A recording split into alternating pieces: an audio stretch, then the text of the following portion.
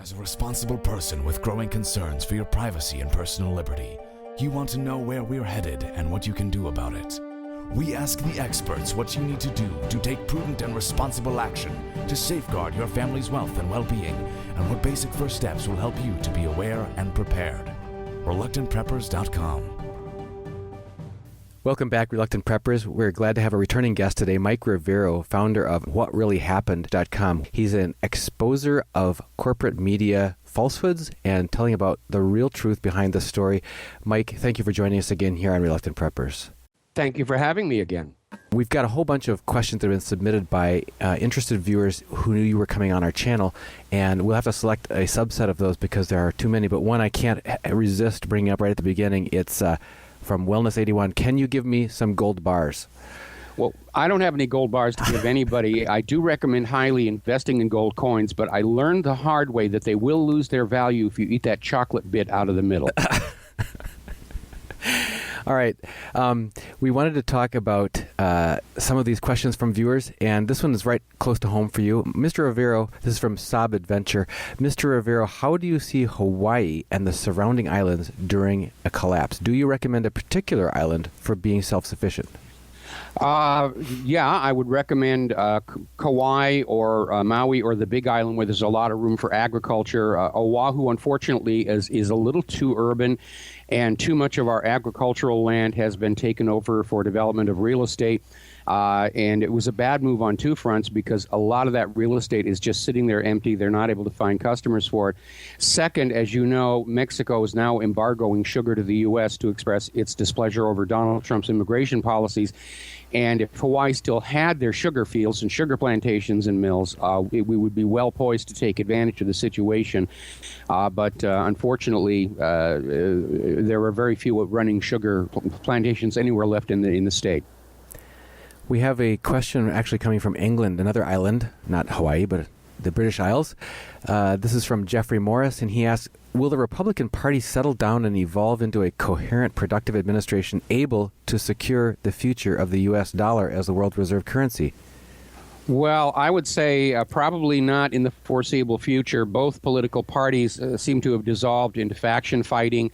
And we're seeing with this current administration very clearly an establishment that is at war with itself. You have Trump and his supporters against the corporate media.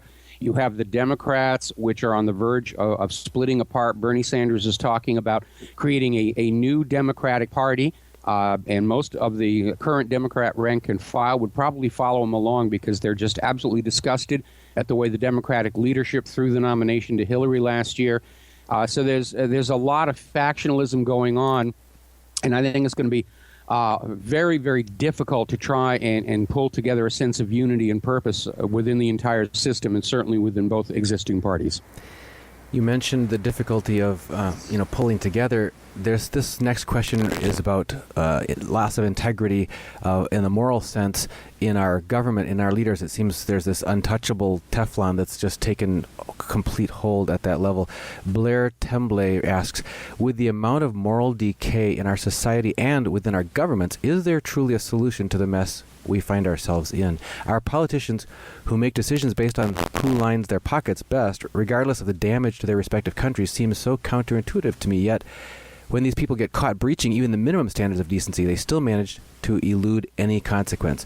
So do you see a solution to this mess that we find ourselves in? Unfortunately, no. I know a lot of people were hoping that when we overcame the massive election fraud and were able to elect Donald Trump, that we would be able to turn around and start that long, slow trek back to a constitutional republic with a democratically elected government. Unfortunately, it does seem that the system itself has become so powerful that even Trump is being constrained and driven along by it to continue the existing policies. And at this point, I foresee the United States government heading for a collapse for many of the same reasons that brought down the former Soviet Union. And we're just going to have to sit back and let it happen, and we're going to have to be ready to deal with about 4 months of extreme hardship while we pull together a whole new country. And then we need to go back to the model of the original United States of America, where all the power and authority was diffused across the land. it was a nation run by laws. Nobody was above the law. And that the central government is intentionally kept weak and under control by the separate states. Unfortunately, I think back to those words that Ben Franklin reportedly said when they were finished creating the Constitution. And somebody said, what have you done? He said, we've made a republic if you can keep it. And it was recognized by the Founding Fathers that the curse of politics is it attracts the very sort of people who should never be allowed to have that kind of power. And they tried to craft a government that would delay and limit the rise of autocracy. But even Thomas Jefferson predicted that the country that they had created would not last more than 100 years before rising corruption and distortion of the original principles would lead to a new revolution, which may have lined up rather nicely with the Civil War. But at this point, our country is hopelessly broken in debt because of private central banking. They're mired in all of these wars all around the world and still trying to start new ones in North Korea immediately, eventually in China and Russia, and dealing with the possibility of a civil war at home as the violence continues to ramp up by the liberal Democrats and George Soros against the Republicans and Donald Trump. We've got another question here that turns the attention, mentioning George Soros. Is the congressionally mandated probe into Soros's activities using taxpayer funds a serious undertaking that will result in actionable findings? Well, it all depends on how many people George Soros is making donations to. It also depends on how tight George Soros is with CIA and NSA, which between Edward Snowden's revelations and the new WikiLeaks dump, we have come to understand that these intelligence agencies have gone completely rogue. They're wiretapping and bugging and surveilling everybody, including our court judges, our politicians, and even the president. And if they have enough blackmail information on people, they can get them to do anything.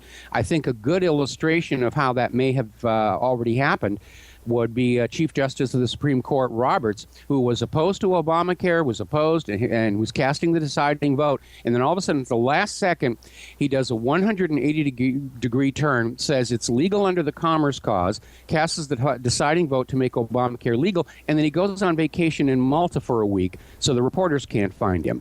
And we've seen so many cases where very obviously crimes are being committed. I remember that press conference where James Comey went on down admitting that Hillary Clinton was committing felony violations of Title 18, and yet then turned around and said, it's really, we're not going to prosecute. We just don't think it's worth our while.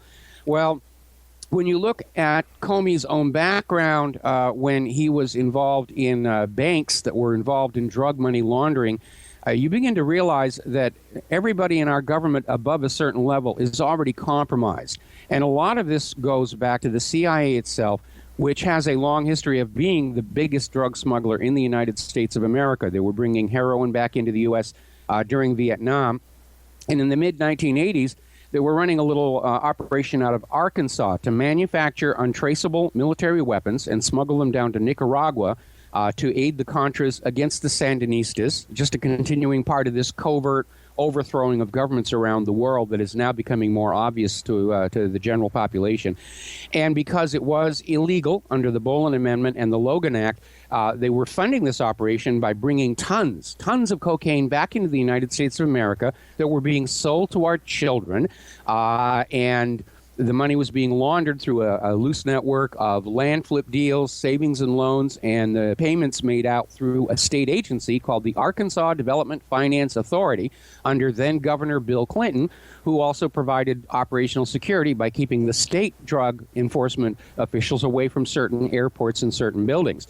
And the Clintons' political rise and the Bush political rise or the Bush return to political power all track back to that 1980 CIA operation. And so everybody who was involved in that is blackmailable over the fact that they are, in fact, drug criminals selling cocaine to our children. And they are very desperate to protect that. If you look back at Gary Webb, who wrote an exposure about this called Dark Alliance, it was published in the San Jose Mercury News, and of course it's all over the web. And then poor Gary Webb, he got really, really depressed, and he committed suicide by shooting himself in the head twice. Yeah. So you begin to understand that for the most part, up until very recently, the American people have been as clueless about the true nature of our rulers as the medieval peasants were about theirs. But because of the rise of the open internet, because of the rise of the independent media, the corporate media, which is sort of a privatized ministry of propaganda for the U.S. government and corporations, has lost the monopoly on the flow of information in the American people. It's gone from top down, we tell you what to think, to peer-to-peer, I don't trust what the government and the media are saying this week. So they're in a bit of a panic. They're trying to find ways to get around the First Amendment and start shutting down the independent media so they can go back to just lying to the American people with impunity. It's not likely to happen. In fact, there are a great many parallels between what is going on in our civilization today and what was going on back when Gutenberg rediscovered movable type printing, and all of a sudden books stopped being something only the rich could have and the middle class could afford books. Literacy exploded. People started reading and sharing information, and it was a tremendous threat to those ruling entities, the kings, the nobility, the churches, that were controlling their people with this carefully crafted network of lies and illusions. And those institutions that could evolve to the new environment of a better educated, better informed population were able to survive. Those institutions that couldn't evolve and adapt went extinct, and we're seeing a lot of the same thing going on right now. And even back in Gutenberg's time, there were efforts to shut it all down, get rid of it. The first guy to make an English translation of the Bible was burned at the stake along with his Bibles. And but in the long run, of course, the flow of information fundamentally changed, and ordinary people became much better for it. They were able to push back more against abusive rulers. In fact, you could almost write all of human history as a constant battle between rulers who want to control what the people know and these occasional technological leaps forward that allow the people to inform themselves to a much greater degree. And we're going through that kind of a revolution again. Speaking of that kind of breakthrough awareness that kind of debunks the official story, a lot of people who are listening to this interview might not realize your past background that kind of got you out of the entertainment business and more into the investigative journalism business, because you mentioned that highly suspicious circumstances of that so-called suicide with 2 gunshots to the head. People didn't think that went through slowly. But what could you give us just the Reader's Digest version of the sort of the investigative expose that you did that got you sort of blacklisted out of Hollywood? Because go ahead. Yeah, well, just to give people a quick overview of my background. When I was very young, I was briefly a child actor. I wanted to be in show business, and my parents originally talked me out of it. And so I decided I was going to be an astronomer. And I won a science fair in high school, and I got spotted by people at JPL, and I went to work for the Jet Propulsion Laboratory at age 18. So I was working for NASA, and I got to play with all the spaceships and everything. And then the great post-Apollo aerospace crash hit, and I found myself out of work. So somebody who knew about my weird dual background of having been both in show business and knowing all about this new thing called the microcomputer pointed me at a company called Industrial Light and Magic, which at that time was still in Southern California. And so I just sort of walked in, right place at the right time. And I had a growing show business career, mostly in visual effect, computer animation, a little bit of acting. And then all of a sudden, 23 years ago, in fact, I was working in my home. I had a little animation shop set up there, and I was also contracting out to other shops around the Hollywood area. And I just happened to catch that photo that was leaked by the White House to Reuters that showed the hand of White House Deputy Counsel Vincent Foster on the ground in Fort Marcy Park with the gun lying next to it, and they're out there saying it was a tragic suicide. And knowing that my business at that time was to know what makes things look real or not for film and TV, I looked at that photo and I said, this is fake. This is absolutely not real. There are so many things wrong with this picture. There's no blood on the hand. There's no blood on the sleeve. There's no dependent lividity. And I went on and on. And at that time, I was working, doing some work for a company that shared the same building with CNN Hollywood. So I made a hard copy of this picture and during lunch, we all shared this same outdoor cafe, and I'm sitting there with some people from this company that I'm doing the animation work with, and I remember very clearly the next table over were some people from CNN listening very closely to what I was saying, and I was just going down the list. This is wrong, this is wrong, this is wrong, this is a fake, this is a murder made to look like a suicide. And I, as a citizen, law-abiding citizen, wanted to do something about it, see something, say something. You've probably heard that phrase. Mm-hmm. And that very night, I started getting late-night phone calls, death threats, warnings, all the situation. I said, oh, boy, there's something going on here. And I even took the story to some friends I had in the network news, West Coast offices, NBC News, ABC News. And they all seemed to know what was going on. They said, we can't touch it. It's our job if we even touch that thing. Please go away. And all of a sudden, I couldn't find any work in Hollywood. I'd been blacklisted. And ultimately, Claire and I had to leave Hollywood because of all the threats. I mean, you had just before that been the special effects coordinator for the TV series Lost, which is a highly popular series. No, that came after. Came after. Very good. We're talking 23 years ago. I'd worked on like the first Star Trek motion picture and Gotcha. a bunch of other stuff. You can track it all down in the Internet Movie Database if you're really interested. And then because of all the threats to our persons and a couple of actual incidents, we moved to Washington State. We were literally hiding out in the Cascade Mountains. And then all of a sudden, I got a phone call from a Japanese film company that was producing a movie here in Honolulu, Hawaii, called Final Fantasy. And because it was a Japanese company, they were not infiltrated by the FBI, and they didn't care if certain American politicians hated my guts. And they moved us out here to Hawaii, and I worked on Final Fantasy. And I managed to actually start getting my career back. Claire was working on her music. And I did wind up as a visual effects producer on Lost for 4 seasons. I did the pilot for the new Hawaii Five-0, and I did 1 season of this TV series called Off the Map, which I really liked the concept, and I am so sorry it was not renewed.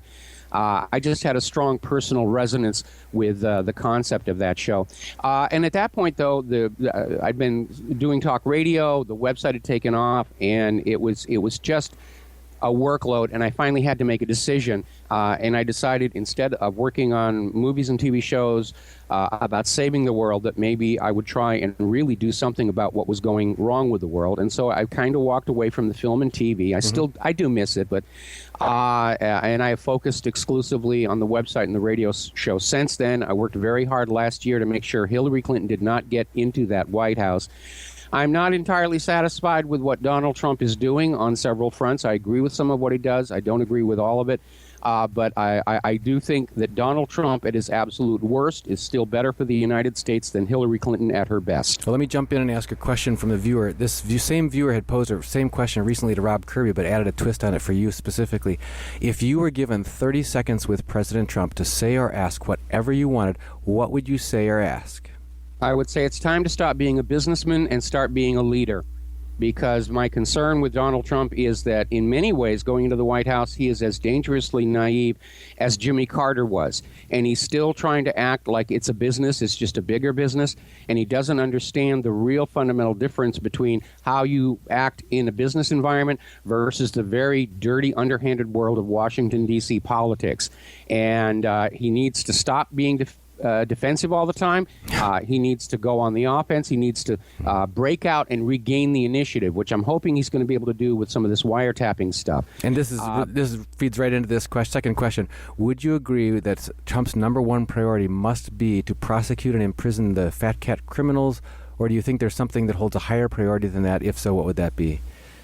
Well, there's unfortunately a lot of issues that have to be dealt with, and we all have our own. I think that the very first thing Trump needs to do is stop trying to be magnanimous in victory and just fire all of the Obama holdovers in the White House and the executive office building and start replacing them with real outsiders who are not coming in already compromised by the existing establishment. He has got to make a major, major effort to overhaul and replace our current election system. Last year showed the American people and the entire world we have the most dishonest, corrupted election system on the planet. Now, following the debacle in Florida in 2000, we were all promised they were going to improve the election system. Last year proved they hadn't done a single thing about it.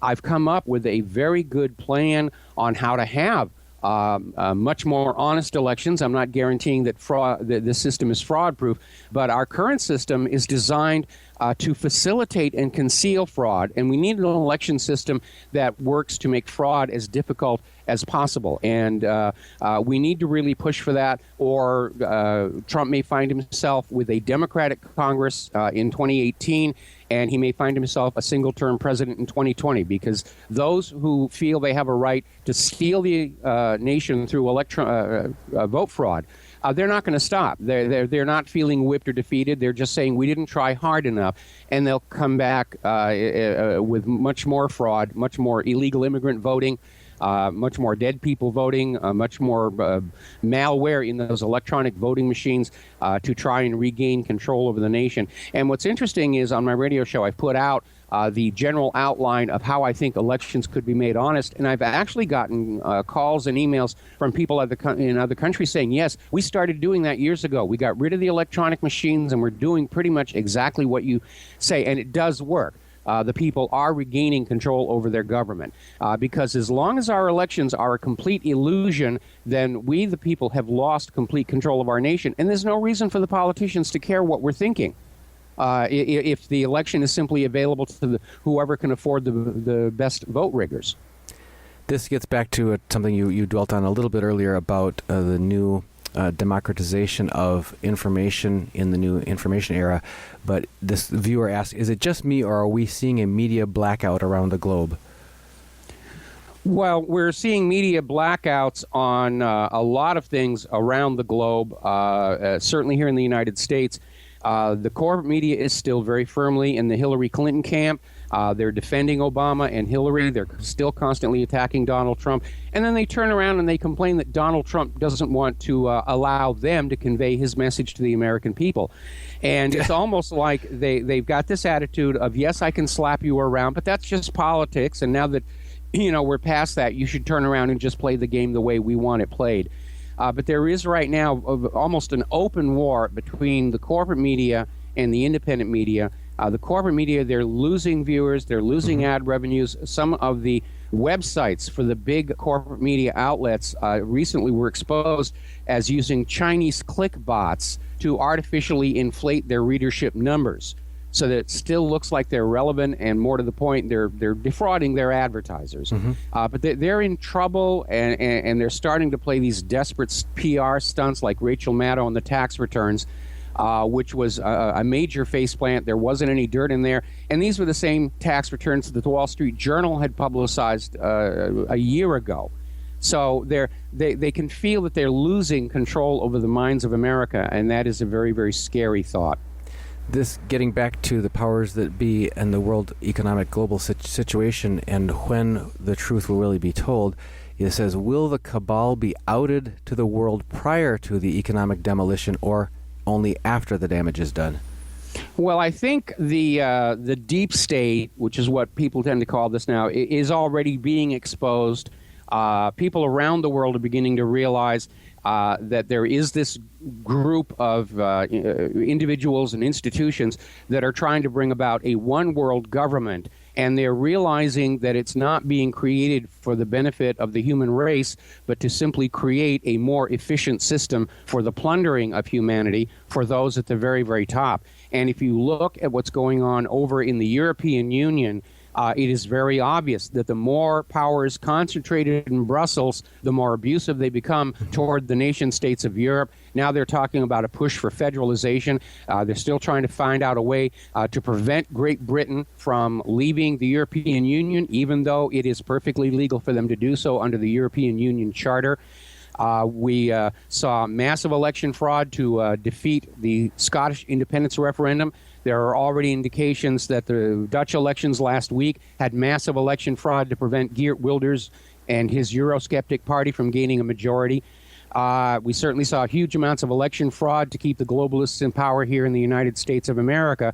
And now, of course, George Soros and his hand in all of this. The election fraud, the violent riots in Macedonia, the flood of refugees into Europe and the United States is now becoming public knowledge. And people are starting to push back.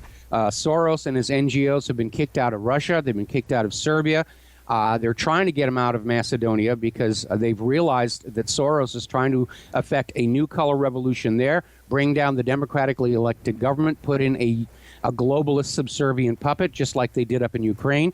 And Hungary is kicking Soros out. And now, of course, there is this investigation into whether George Soros was using taxpayer money given to him by Barack Obama to agitate for these violent overthrows in other countries. And along with the fact that this is not going to make us any friends around the world, it's rather ironic for Obama and Hillary to keep on with this baseless allegation that Russia was tampering with our elections. At the same time, we have this video of Obama encouraging illegal immigrants who are citizens of foreign countries to vote in the American elections. And no, nothing will happen to you. You won't be deported. Go ahead and vote, which was absurd. And at the same time, funding all these operations to go into other countries and tamper with their elections. So the positive side of all of this is the deep state has been playing like this for half a century, since the end of World War II. And they got away with it because ordinary people around the world didn't realize that's what was going on. When Mohammad Mossadegh was driven out of power in Iran in 1953 and the Shah was put in, most of the Iranian people thought it was a genuine grassroots organic revolution that did it, and didn't begin to realize the Shah was the U.S. puppet until much later, which led to the Iranian Revolution of 1979. These days, everybody who's in a country where there seems to be turmoil intended to oust the current government, they understand it's not their own people. It's not organic. It's not internal. It's outside forces. And the people of Yemen understand that. That's why they're still fighting back. The people of Libya understand that. That's why they're fighting back.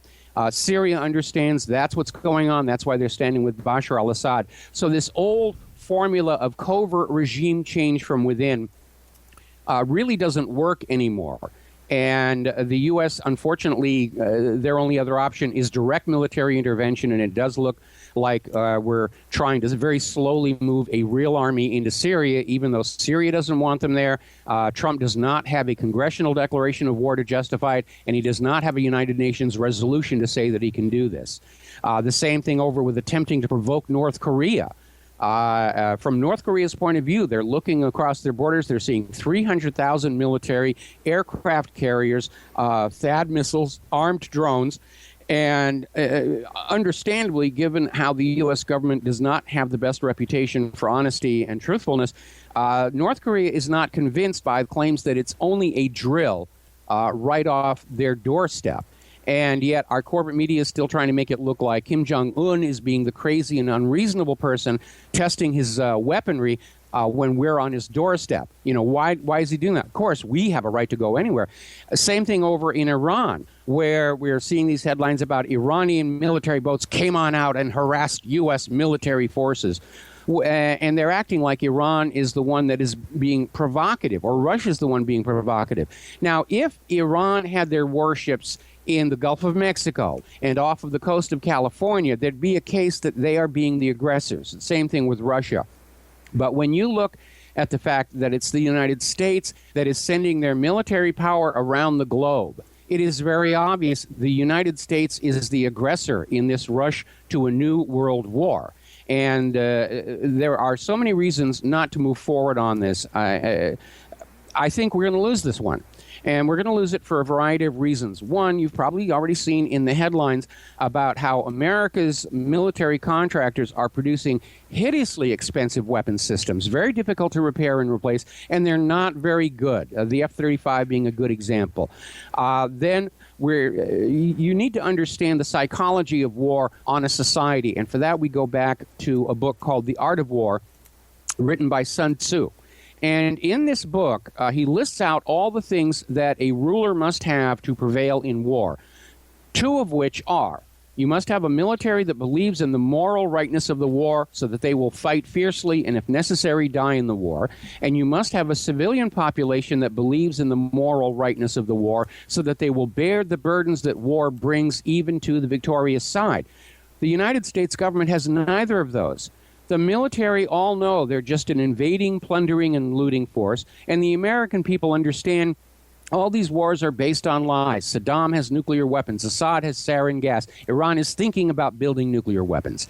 And so at this point, I know that there is a mindset in Washington, D.C., that unless they can get a major war going, our nation will collapse. But I think they've been watching too many Hollywood movies, mea culpa maxima on that one, where they think the United States is unbeatable in war just because we spend so much more money on it.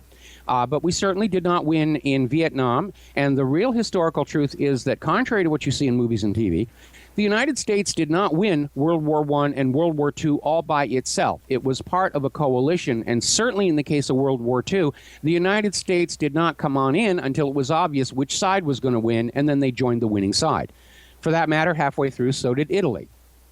And so it really wasn't the clear-cut victory and supremacy that everybody likes to think. And we know that, unfortunately, our Pentagon has an historical habit of preparing for the last war. And I'll give you a good example. For the previous war. For the previous war. Yeah. For the previous war. A good example. Going into World War II, the prevailing thought in the Navy was that aircraft carriers were nice to have, but the real mainstay of global naval warfare was the battleship. And then, of course, the opening battles of World War II made it very, very clear that the giant battle wagon was really obsolete and very vulnerable to the aircraft carrier. And so they started building aircraft carriers like crazy, and had something like 150 of them by the end of World War II. We have a force of 12, one still awaiting launching, of the nuclear-powered supercarriers. But a lot of people are saying that they are actually a little out of date in this modern age of smart weapons, satellite weapons, and much more intelligent systems. And a lot of America's current defensive weaponry is based on the assumption that the incoming threat is following a predictable ballistic path or a predictable flight path. An incoming, for example, a cruise missile, an Exocet coming against a ship, flies a straight line. The latest generation of anti-ship rockets, they weave back and forth, they dipsy-doodle, they corkscrew around.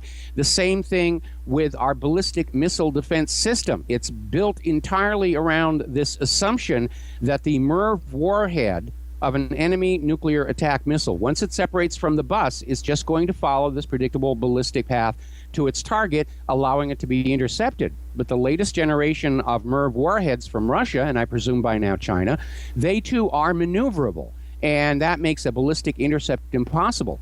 And unfortunately, I don't want to see mushroom clouds popping up all over the country before the Pentagon realizes, ooh, we should have been a little bit more up to date in our thinking. But I really do think the United States is getting into a mess that they cannot win. If you go back and you look at General Wesley Clark, back in 2005, he blew the whistle on the real agenda in the Middle East, why we'd gone into Afghanistan, why we'd gone into Iraq, why we were making stink face at Iran. And the goal there was more and more of the world's resource-rich areas were starting to sell those resources for currencies other than the U.S. dollar. And so the goal was to conquer all these Middle Eastern oil nations that were trying to sell their oil for the euro or for the yuan or the ruble and force them back to the dollar. This would then force any countries wanting to buy that oil to come and either borrow dollars at interest from the United States or to bring us manufactured goods and agricultural produce in exchange for the ink and paper to then go get their oil. And that was all supposed to end in 2008 with the conquest of Iran. Well, here we are in 2017, and we're mired down in Afghanistan. We're mired down in Iraq. We can't really get into Syria. We're quagmired in Yemen, and let alone even beginning to do anything about Iran. And so the United States has definitely gone way over budget, way behind schedule on this plan, and it doesn't look like there's any success in the near future. And more countries are moving away from the use of the dollar. And because our country has allowed its manufacturing to decline, because what we do manufacture is viewed as overpriced and inferior by the rest of the world, and nobody wants our GMO agriculture. Right now, this forcing of the rest of the world to conduct their business using U.S. dollars is about the only thing still propping the U.S. economy up. And speaking of the U.S. dollar, if I can chime in on that one, the question is a question about the cashless society being a serious freedom issue.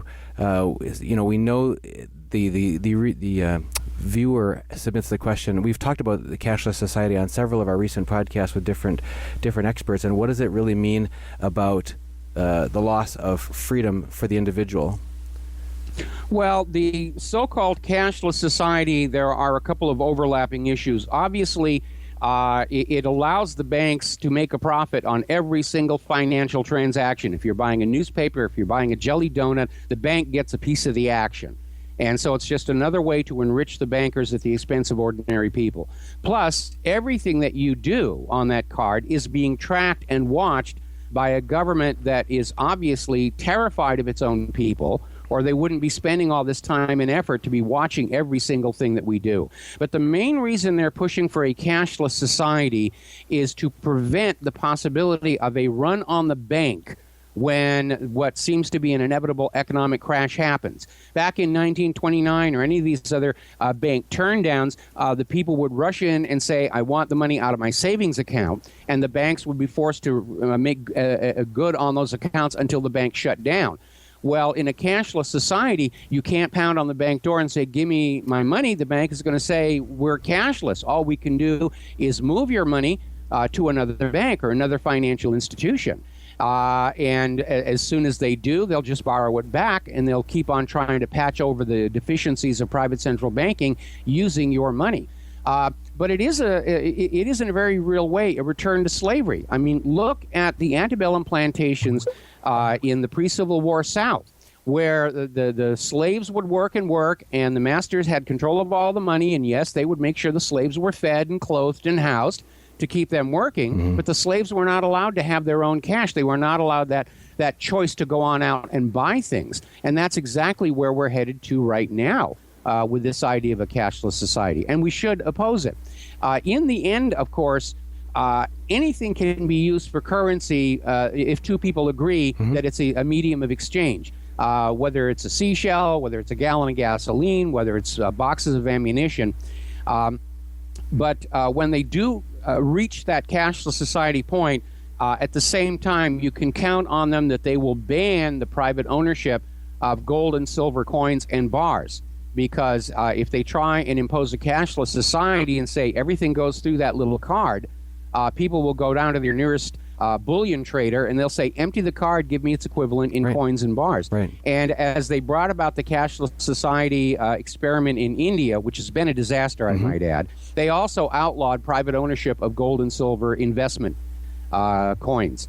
And as a matter of fact, now there are strict limits on how much gold jewelry you're allowed to own. And that was a major shock to the Indian population, because prior to all of this nonsense, India was the highest per capita consumer of decorative gold jewelry. They love their bangles and their baubles. And now they're being told, well, you can have a couple of bracelets and that's it.